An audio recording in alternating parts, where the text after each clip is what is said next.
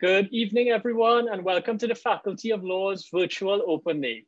I'm pleased to see so many prospective applicants joining us today. My name is Justin Koo, and I'm the Deputy Dean of the Faculty of Law, and I will also be your MC for the evening's proceedings. Today, I bring greetings on behalf of the UWI St. Augustine and Professor Rosemary Bell-Antoine, our Dean of the Faculty of Law. So I'm going to go straight in. I'm balancing MC duties and giving the opening address here on behalf of our Dean, who unfortunately couldn't join us this afternoon. So I'm going to go straight into our welcome address.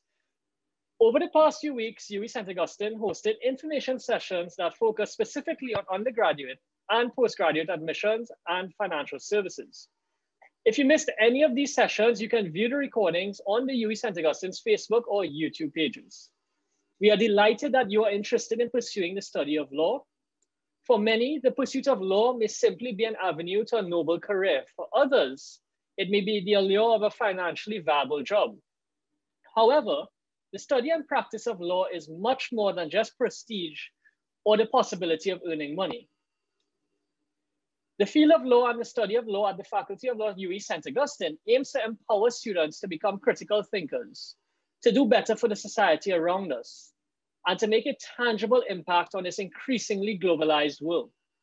If you enter the law program at UWI St. Augustine, be it at the undergraduate or postgraduate level, and you graduate an unchanged person, you have done something fundamentally wrong. The reality is that studying law will change you as a person. It will change your mindset and it will change your perspective on the world around you. You become more aware of the physical space that you inhabit and more conscious of the experiences of others. You will live and experience the law in a way that you have never before experienced. Whether you want to become a practicing attorney or not, studying law will be an incredibly enriching experience that provides you with an excellent set of transferable skills. We look forward to talking with you today, and please do take the opportunity to ask as many questions as you have. My colleagues will be most happy to share relevant information with you, and we look forward to welcoming you to the UWI later on this year. On that note, I just want to go through the program with you today. Firstly, after this, you will hear the experiences of two of our students, our former Law Society president, Mr. Kaleem Ali, who will soon graduate with first-class honors, and our 2020 McCandle Dagger scholar, Ms. Suana Sukleo. She recently joined the faculty in the last academic year. You'll also hear from the campus personnel on matters of admissions and scholarships and bursaries, and a little bit about GATE funding. Following this, we'll divide the session into two breakout rooms, one focusing on the LLB with my fellow lecturer, Mrs. Alicia Elias Roberts, and the other breakout room focusing on the LLM with my adjunct lecturer colleague, Mrs. Janetta Jeet Ramsahai, and myself. Colleagues from marketing and communications will ensure that everyone ends up in the correct session. So if you end up in the incorrect room, please do let us know and we'll correct the situation as soon as possible.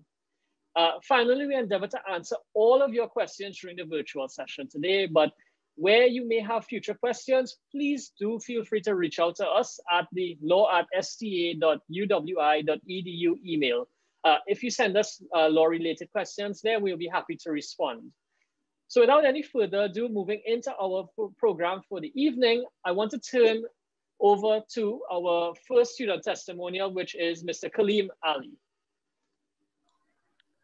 Thank you very much, Dr. Koo, for the introduction, and good evening to everyone joining in, whether you're from Trinidad and Tobago or the wider Caribbean. My name is Kaleem Ali, and I am a soon-to-be graduate of the University of the West Indies, St. Augustine campus's Faculty of Law, class of 2021. And I'm just here to share a little bit about my student experience.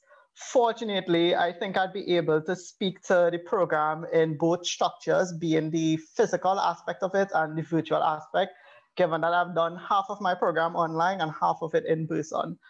So I'm sure many of you would have signed up for the program based probably on how to get away with murder or Suits or For the People or The Good Wife or whatever other legal drama you would have looked at.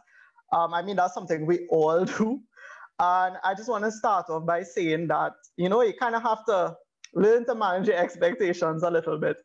It's nothing like what is portrayed on television, but that doesn't mean that it isn't as exciting or as rewarding as what you see on TV. My personal experience, what I truly loved about the program was the fact that it was challenging. And I know that might sound a little scary, but there are people who like a challenge, and I'm one of those people. So I think if you're looking for something to push your boundaries and test your limits a little bit, the Faculty of Law's LLB program is ideal for you. I can't really speak to the LLM that much, at least not presently, but hopefully one day I will soon be able to. Um, as Dr. Ku would have mentioned, I would have served for the last year as well as the president of the Law Society. And that was something that was very rewarding for me at the faculty, but something I also admired was the fact that we had such a strong representative student voice that was incorporated at faculty administration level. So we had the opportunity to work closely with the deputy dean and the dean to ensure that the student experience wasn't just purely academic or purely about getting your grades and leaving, but to ensure that it was holistic. So, in the physical setting, usually we would do something called Law Week. In the first week when you come in, you get to go to clubs, you'll get to have parties, we have a games night, we have our own faculty sports day that's separate and apart from a wider university sports day.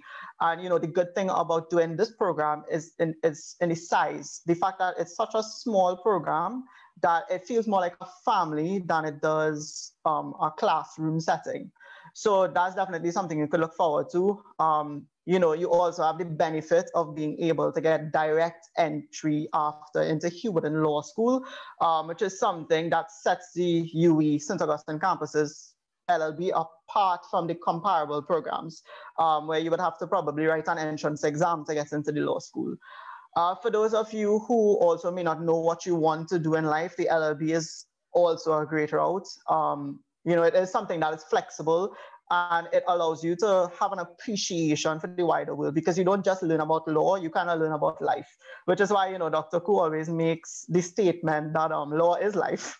So, because you learn about sports, I did sports law, I did tax law, intellectual property, corporate management, all those different courses teach you so much about the world around you.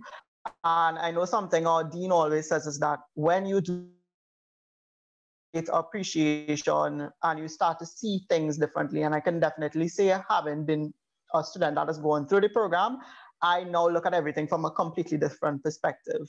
You're also going to be that go-to person in your family that everybody's going to come to for legal advice. Just make sure and put in a little grain of salt that you're not qualified yet to give legal advice, but it does allow you to challenge yourself, learn and experience. Something I also benefited from, and I know Miss Smith is here and she'll talk about it later on, are the scholarship and bursary opportunities that the campus affords. I was able to benefit from both a bursary, the JRW Foundation bursary, and a scholarship, the UE Star Scholarship last year. And that really helped me with being able to finance my studies. And separate and apart from that, to be able to continue into the next program, which would be the LEC. Overall, for me, the program was, yes, challenging, but rewarding. The reward in and of itself is tangible. I'm currently working for a law firm in Port of Spain, doing a legal internship for the next 18 weeks, and I would not have been able to get that first-hand experience and opportunity had I not done the program. But the program has also positioned me to, like I said, appreciate different aspects of life. So I can really seamlessly go into anything. Even if I decide, law is not for me in the long run, because that is a reality for some people. There are so many alternate career routes. I don't want to take up too much time from the session, so I've put my Instagram handle in my Zoom name. So if anybody does want some more information, you can always reach out to me on Instagram, and I'll be happy to share some more insights into the first-hand experience. But with that being said, I hope to, see some of you graduate within a few years with a Bachelor of Laws at the end of your name. And I wish you all the best in your application process. And I'll pass back to Dr. Ku, who will continue onwards. Thank you. Thank you very much, Kaleem. Prospective students in the room with us today, Kaleem is being very modest, and actually Kaleem is one of our best students at the faculty, having graduated not just with first class honors and serving as our Law Society president, but in general, making a serious contribution in a very severe time to our faculty. We could not have run our faculty without him. And again, this is what a part of being a law student is about, not just studying law and reading books, but helping those students around you. It's very key that you make that contribution. So now, again, putting back on my MC hat, I'm going to segue into the Deputy Dean's presentation, which I will deliver. So just give me 1 second while I share slides.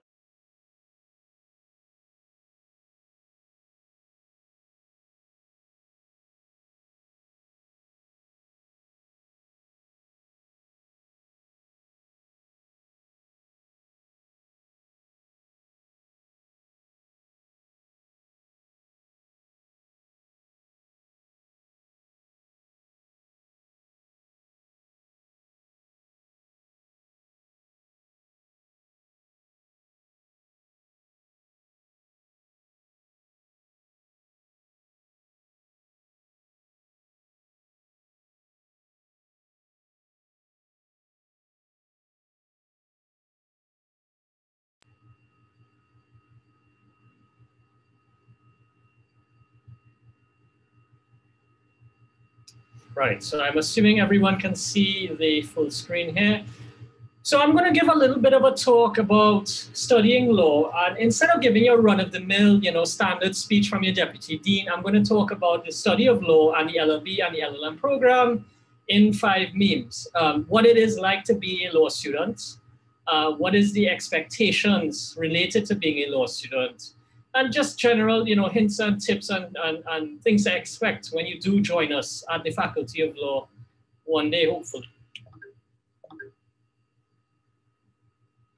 So the first thing that I want to address in terms of the study of law, and this is both at undergrad or postgrad, is the idea of reading. I've often heard students come in and say, well, actually, I don't like reading, or I don't intend to read for this degree. I don't intend to do any reading. I'm just going to pass this degree. I'm going to rely on lectures, listening, etc. Well, I want to dispel that rumor straight up. I also don't want to make this something that dissuades persons from applying to do the program or register for the program if you're successful. But what I want you to know is that studying for a law degree, whether it's an LLB or an LLM or something further postgraduate, requires a lot of reading. And you're going to have to read to the point where, as the cat here says, I only like 2 things and they're both books. We have lots, and it's not only going to be books in physical print, but there are lots of online resources. But the reality is, to study law necessarily requires us to read a lot. It's going to be challenging, reading a large amount of information and internalizing it in a very short space of time. So for those of you who like reading, that's excellent. You'll fit in naturally to the program in that way. But for those of us who may not like reading, I like to be honest with prospective students. I like to be honest with students in the program. It is going to be a little bit of a challenge getting into the program and then having to learn how to read more quickly, or having to read more than you may have ever read before. And I can tell you, the further you go in law, the reality is that the more you read at every given stage. So I can give you a personal story here. When I did the LLB, I did tons of reading. I thought, oh, wow, yeah, look at how much reading I did. And I always loved reading. When I got to the LLM, I think I did more reading in 1 year, well, 9 months for my LLM than I did for the entire 3 years of my LLB. And then when I did my PhD over 4 years, I think I've read more things in those 4 years and in my entire life up to that point. So it is a natural progression of reading. But if anyone ever tells you that, coming into law, you don't need to read, they're lying to you. And you need to hear it from the horse's mouth here that reading is absolutely essential to a law degree. So if you know you don't like to read a lot, again, not to dissuade you from law, but the idea is that you have to be willing to read and read a lot. So it's something that you... Another thing that we always hear about lawyers is that lawyers talk in big language. Lawyers talk in Latin all the time. We sound like Shakespearean persons speaking, or we use old archaic English language. And I want to dispel that rumor as well. This is not true either. And I've put in here the famous meme with Dexter, speaking in the cartoon, he's really saying something about omelette du fromage, if I recall correctly. And I've put in a Latin term here in law, which is postmortem auctoris. And this is one of the most frequent Latin terms in my favorite area of law, copyright law, which is a section of intellectual property. And what I want to dispel here is that you don't need to be a great or fantastic writer when you come into the LLB program. Yes, if you enter in at the postgrad level, we do have a higher expectation of your writing skills and your speaking and oral skills in general. But the reality is that lawyers don't have to talk in tongues. Lawyers don't have to talk in Latin. We don't have to use big words all the time. Yes, having a wide vocabulary does help. But in order to do well on the LLB, the critical writing skill is to be able to write precisely and concisely and simplistically over everything else, because ultimately your role as a lawyer, if you choose to pursue, or rather just being a law student in general, is to be able to convey complex information to persons in a very simple manner. So again, just dispelling this myth that lawyers write in Latin and write in archaic language. It's not true. It's quite the opposite. We want you to write, yes, we want you to write clearly and precisely, but we want you to do that in a very simple form.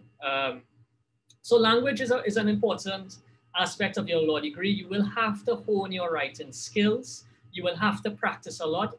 Even if you think they're an excellent writer at this point, when you get into the LLB, again, it's a high learning curve in terms of what is expected. And writing skills are an essential part of passing through the program. If you have poor writing skills, you will struggle. And again, not to dissuade persons, but when you get onto campus, there are writing facilities available. We have the writing lab, for example, that allows persons to get help with their writing. But more than anything else, the best way to learn to write better is to read more. The more you read, the better your writing and vocabulary becomes. So again, just tackling another myth there of language, it's something that we need to pay attention to. What are the expectations when you get to law school? This can be one of the most disconcerting things for students. And I know every student goes through this. I went through this when I first joined the LLB. I left high school, 18-year-old teenager, young and naive, thought I knew it all, thought I knew a lot, got to law school, and then, guess what?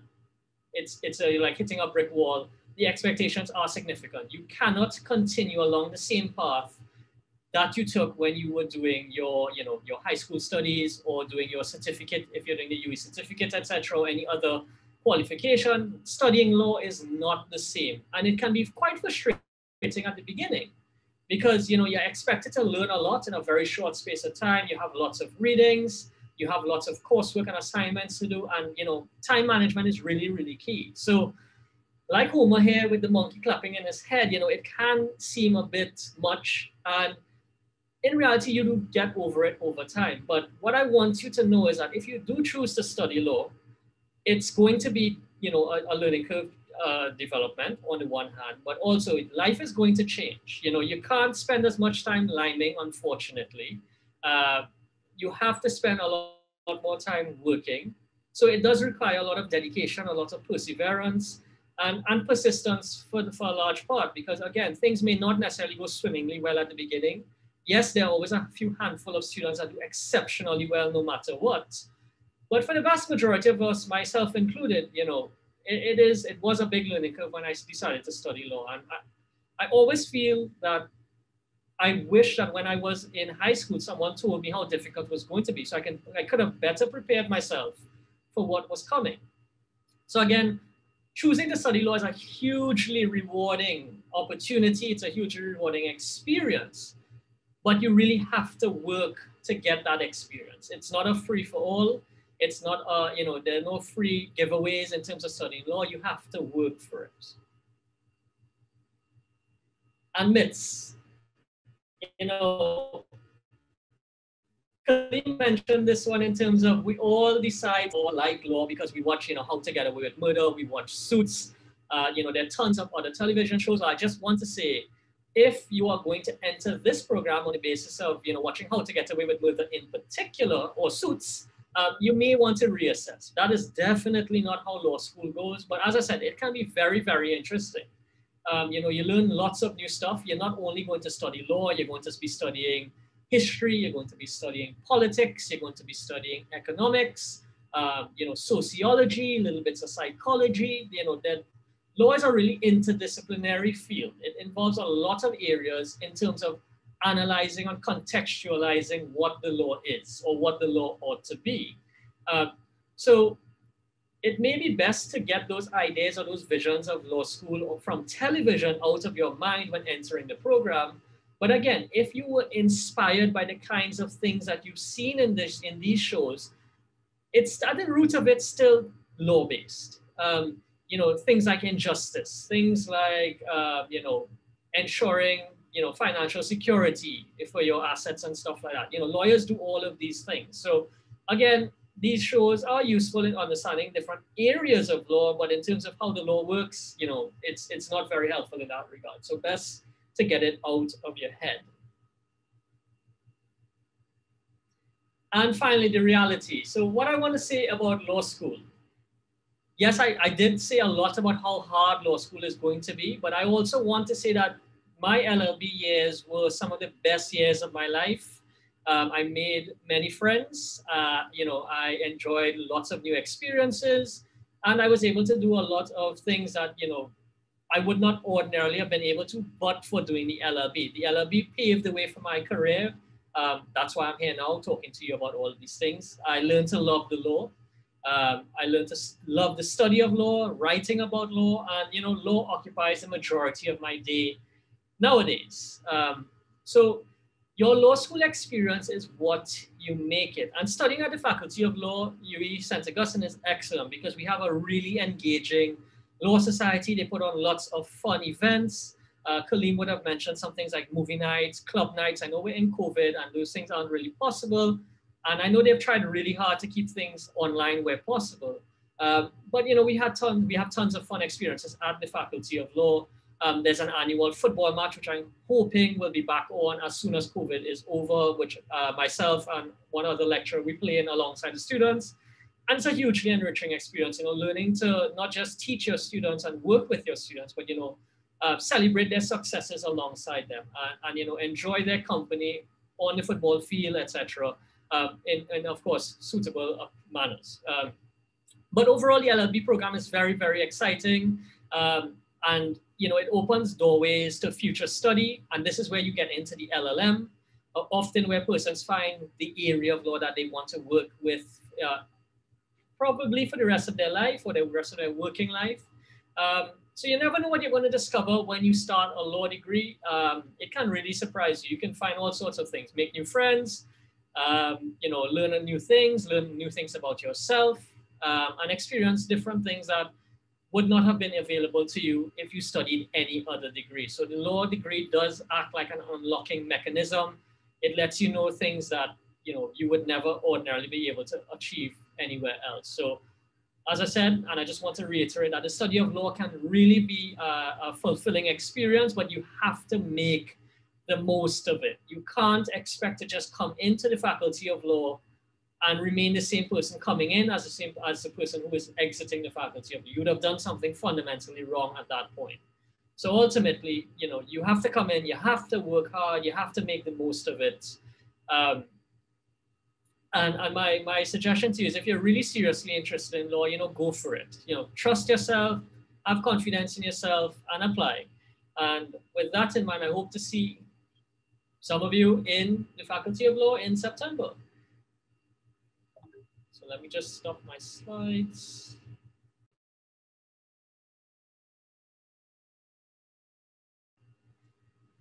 Right, so with that in mind, just putting back on my MC hat, we're going to segue now into a student testimonial coming from Ms. Suana Supdeo, who is our 2020 McCandle Dagger Law Scholar.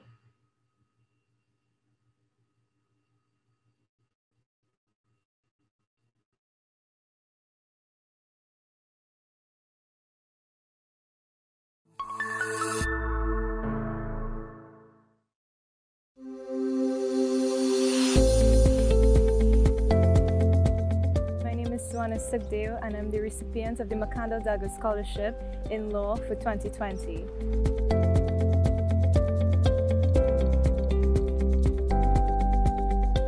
So Suana is our second McCandle Dagger, very interesting young lady.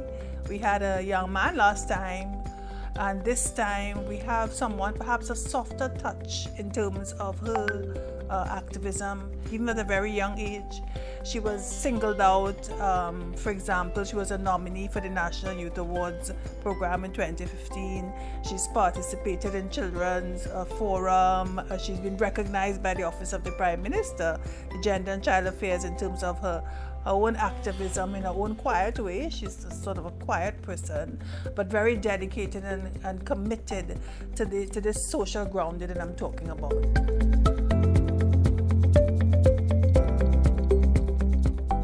I initially found out about the McCandle-Dagger Scholarship through UWI's website, and I was motivated to apply because of my social work and activism work within my community and in my country, based on individual capacity as well as through an NGO and my advocacy on several governmental platforms.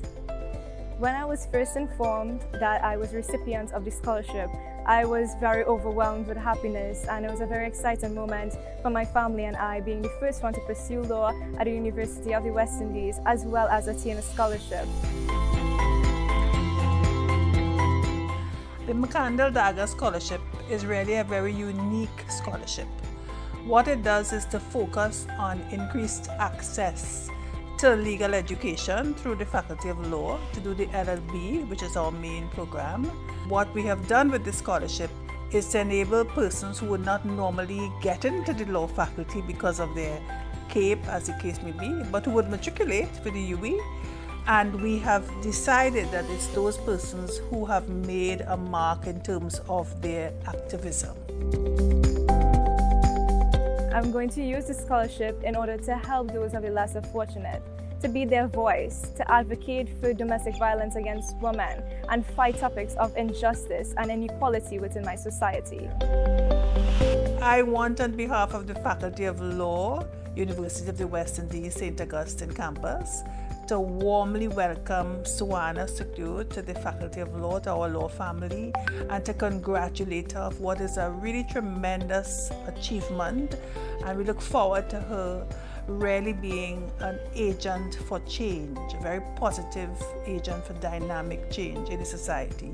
But we congratulate her and warmly welcome her.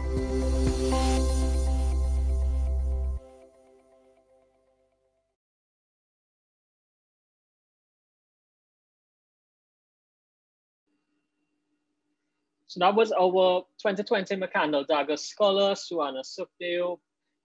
And you would have seen in the video there our current dean, Professor Rosemary Bell Antoine, who has been a really helpful and really guiding individual in my academic life as well.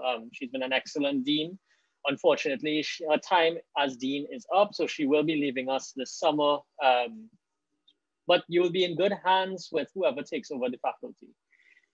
So now just segueing into the Q&A session. At this point, we should have a better idea of what the study of law entails and what to expect. So now we're going to shift our attention a little bit to our campus team, who will respond to some frequently asked questions, some of which have been submitted in advance, some of which have come through the chat. So please do use this opportunity to ask any questions related to finances or admissions. Given that the breakout sessions which will follow this will focus on specific questions about the programs themselves. So those will be academic questions. So now is the time to ask any questions about admissions or finances.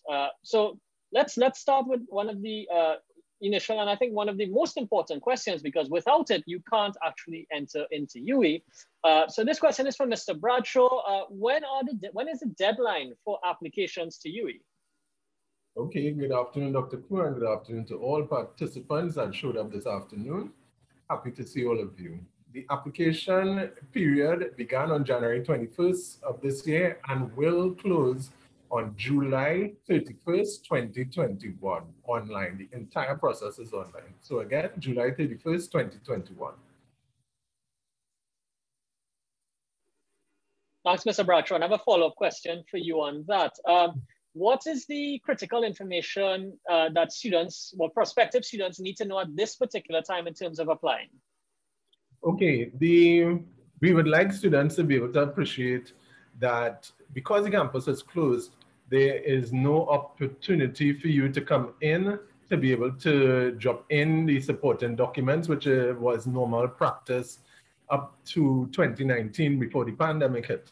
What we have put in place is an e-courier process that allows for all our applicants to be able to send validated copies of their certificates, primarily their birth certificate, O-level certificates, and then advanced level certificates like CAPE or GCSE if those are being used. Otherwise, institutions awarding certificates or diplomas or associate degrees that may be used for qualification, those must be sent directly from the qualifying institution to the University of the West Indies based on information placed on our admissions page for doing so. The entire e-courier process as well is on the admissions page. The validation of documents. The documents needed to be validated again, as I said, are the certificates, like your birth certificate, a copy of it, a copy of your O-level certificate if it's CSEC or GCSE, or if you're using the KP level or GCSE A-level route, you must have copies of those validated by them being dated, signed, and stamped by any one of the following persons. Your principal or vice principal of the school that you're attending presently, or a commissioner of affidavits, a justice of the peace, or a notary public, right? Interesting little irony about the notary public. That is someone that is a practitioner in law, basically, right? So you can have them validated there. The applications are processed by admissions and then will go each month on a date specified between admissions and the faculty for entrance committee review. At that point in time, the persons that have not yet been adjudicated on, the applications have not yet been adjudicated on, they are reviewed and the faculty will determine which of the students in the listing would be selected for hopeful enrollment in September 2021. Once it is you've been successfully admitted, you will be notified via your application portal directly, where an offer letter and other information will be sent to you directly to understand what takes place next. What are the calls to action to follow? For students that have not yet heard, please be very understanding of this process. There's a limited number of persons for the only undergraduate program at the Faculty of Law, the LLB program.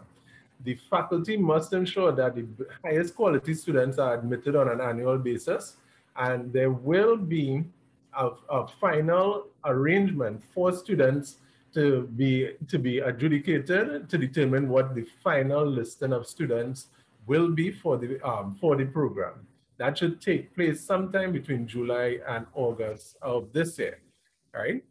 Other students that were admitted probably would have met significant qualification standards, right? It doesn't mean to say that others that have not yet met the qualification standard for this year, but we do hope that all the applicants take advantage of doing your application on time, which is the most critical element of being able to be admitted to our LLB program.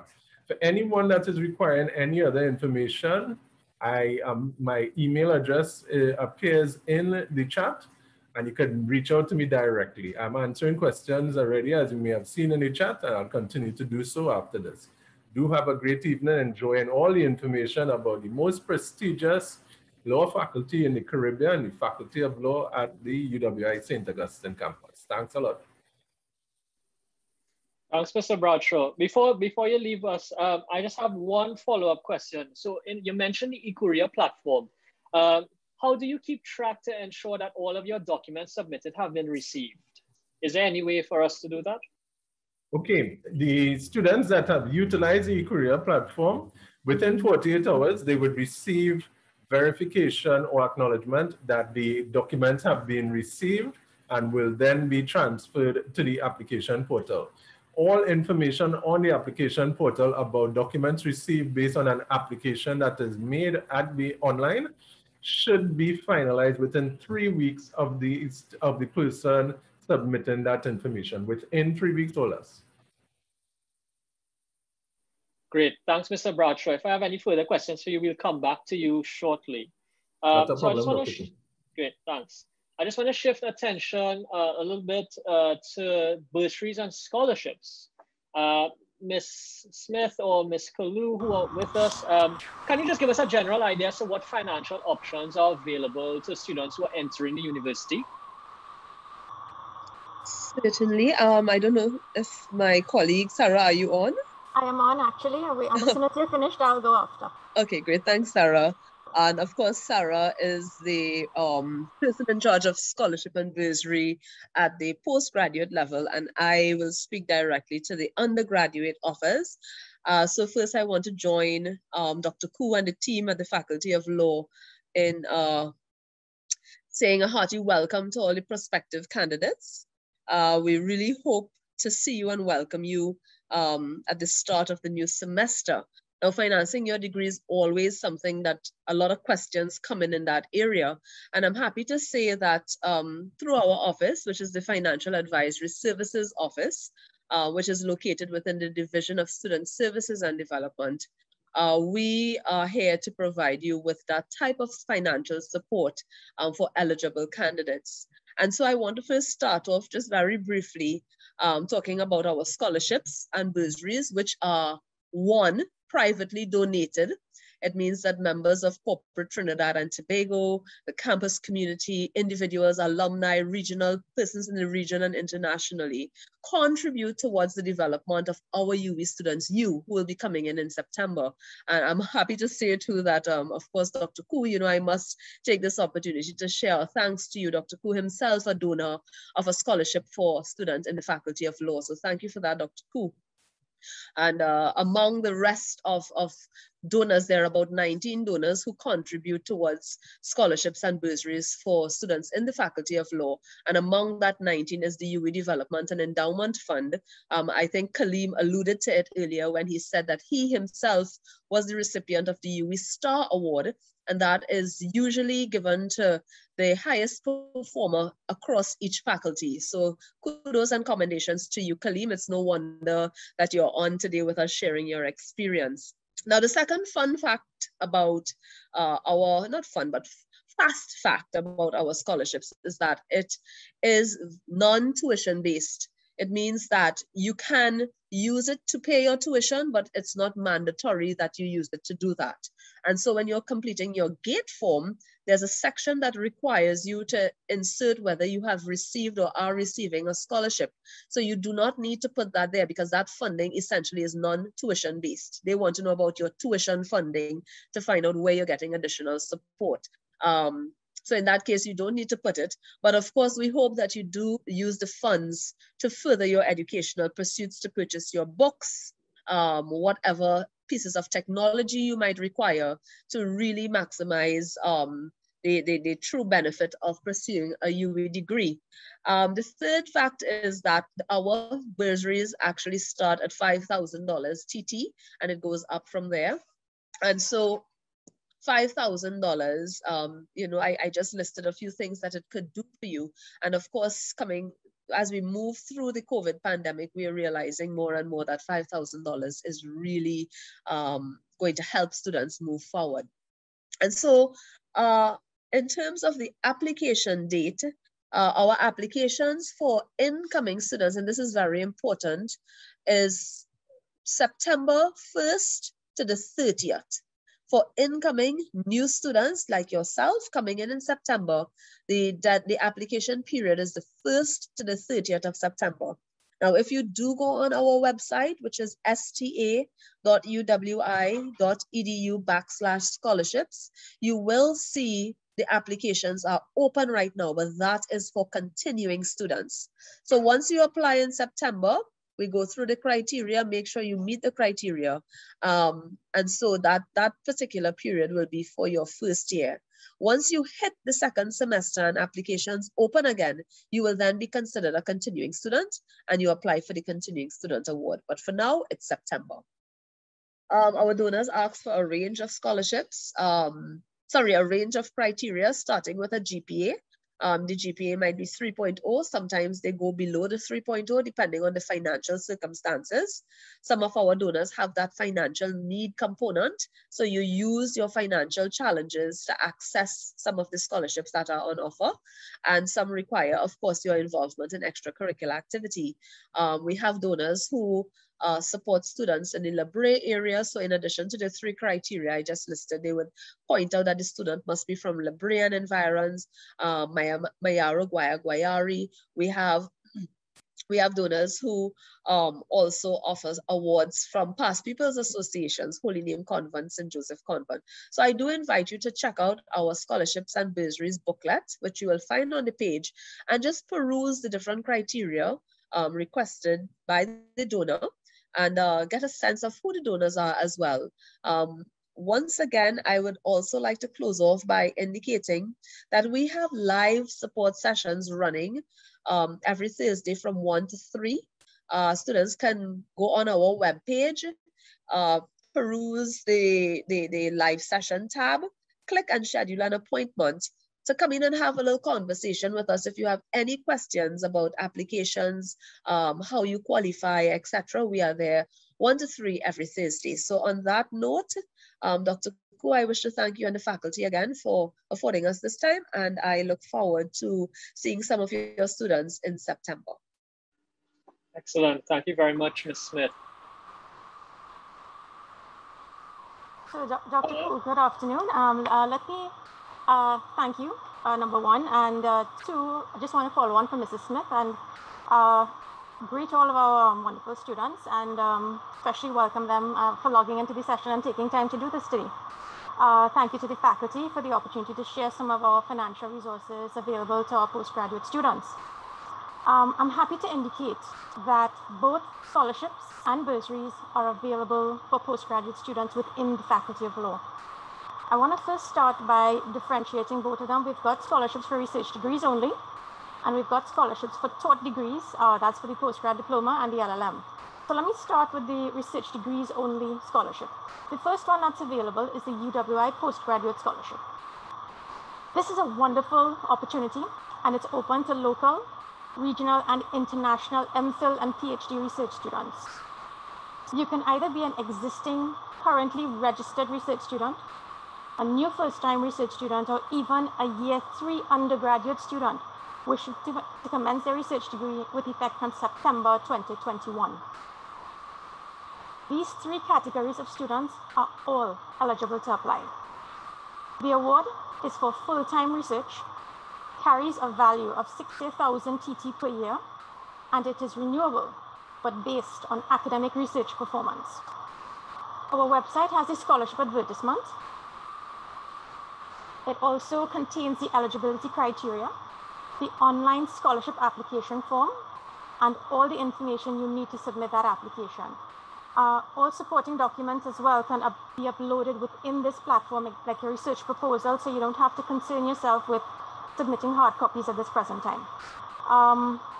The deadline date for these awards is June 25th, 2021. The link for the scholarship website, I'll place it in the chat box before we finished. So the second category, it's for the taught students. It's for the postgrad diploma and the LLM degrees. The first is the Delarue Currency Scholarship, and this is sponsored by the Central Bank of Trinidad and Tobago. And as Kaleem was alluding to earlier when he mentioned his internship, this particular award carries a 2-month internship with the bank, and it's one of our most prestigious scholarships. The second is the UWI Global Giving Bursary, and this is open to all postgraduate students as well. So at this time, I just have those 2 taught degrees at this present time, but just in case some students may have missed the deadline date, these scholarships and bursaries will be re-advertised in the next academic year. But I just wanted to go into 2 things. The first, all of our scholarships and bursaries that we just mentioned, it's advertised via the marketing emails to the student email addresses. But even if a candidate is not even a student yet, you can access the campus emails from the sta.uwi.edu website to keep fully updated on all the exciting learning opportunities available to you.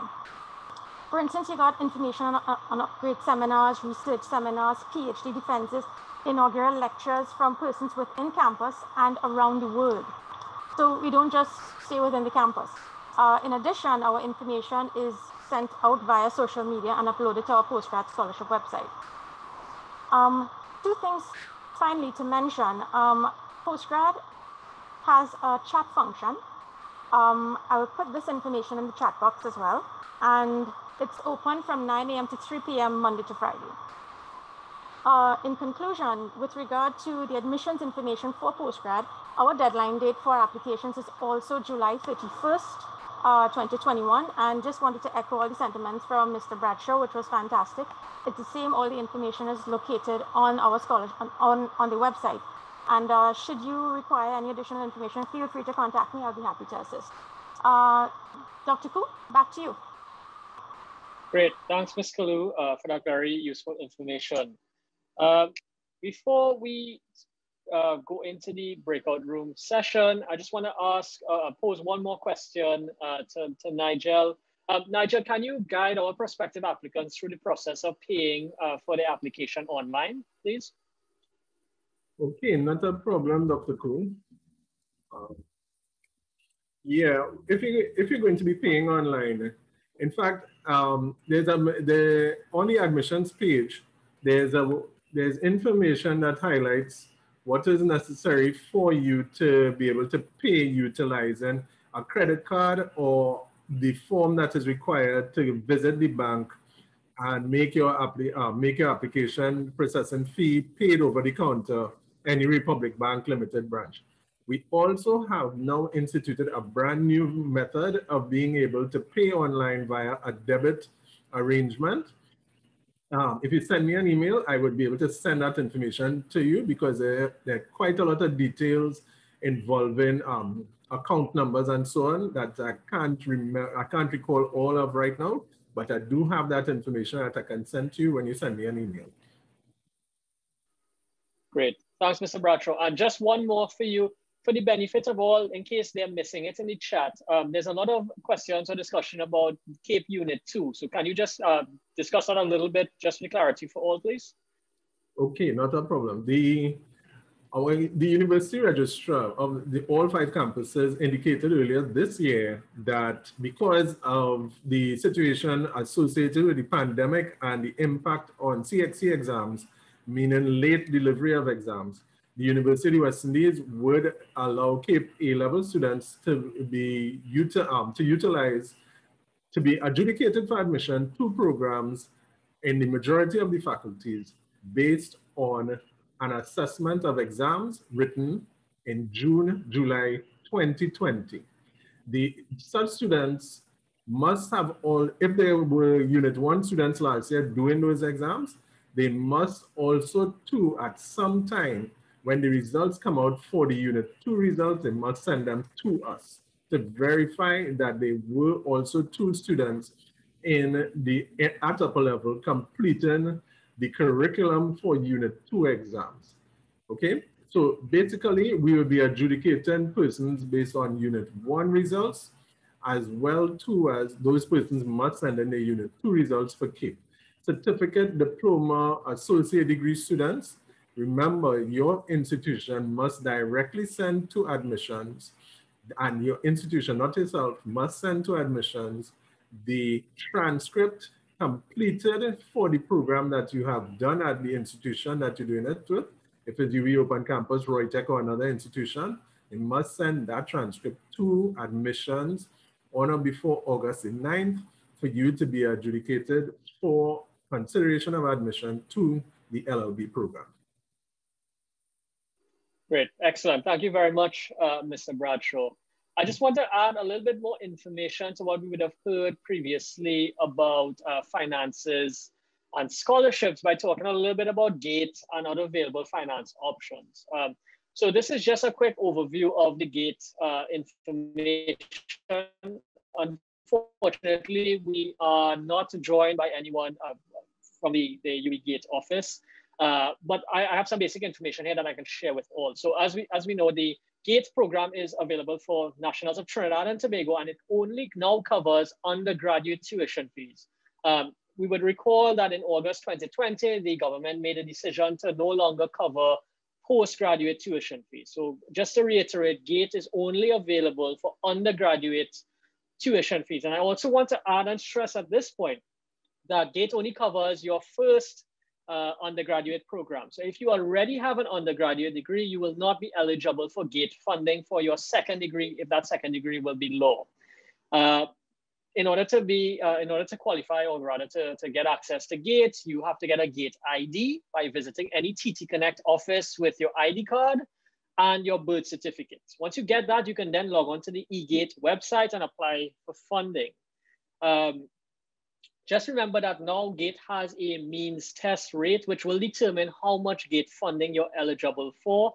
And it ranges from as high as 100% right down to as, hold on, let me just get through this. Let me go through each step. So all applications for GATE, including a mandatory means test, failure to complete the means test disqualifies the application from being considered for GATE. So it's absolutely essential that you fill out the means test. If your household earns less than $10,000 per month, the student applying is eligible for 100% GATE funding. Where your household income is above $10,000 but less than $30,000, students are eligible for 75% GATE funding. If your household income is in between the $30,000 bracket to $75,000 a month, you are eligible for 50% GATE funding. If your household income is above $75,000 a month, the student will be ineligible for GATE funding. In addition to GATE funding, there are also help loans available. And these help loans are not limited to undergraduate students. They can also be applied for by postgraduate students. So if you're in need of funding, please do check out the help loan, which I'm sure colleagues will share links in the chat for. I also want to bring your attention to the student payment plan, which allows some flexibility in paying your tuition and hall fees, provided that things settle down with COVID. But in terms of tuition fees, it allows you to pay by monthly installments in 2 or 3 parts. So again, if you're in need of the student payment plan, please look that up. And I'm sure the links will be shared in the chat. So with that basic information in mind and all of the lovely information we would have received from colleagues, campus colleagues, I just want to enter into some closing remarks before we go out into the breakout sessions. So thank you everyone for attending and joining us tonight. I know this, it takes up your time, but we're really glad to see that you're very interested in pursuing the study of law and more so pursuing the LLB at UWI St. Augustine. We hope that the session and the information today was useful, and we do look forward to seeing you at the UWI and hopefully at the Faculty of Law.